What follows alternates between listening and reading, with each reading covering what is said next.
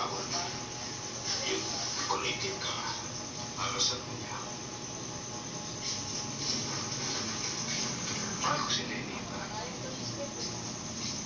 Pero, hindi ko naman kung masasagot agad na umuwi. Hindi lahat ng tao sinasabi sa akin posible. Kahit tatay ko, nasabi sa akin, baka hindi talaga pwedeng pagsabayin tahimik na buhay pamilya na gusto mo. Na gusto ko sa buhay serbisyo na pangarap ko. Pero kahit gawin ko, Lenny.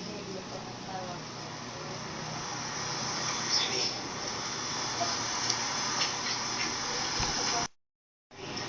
Lenny.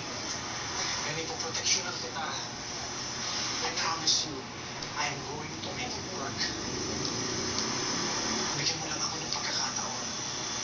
Bigyan mo tayo ng pagkakataon.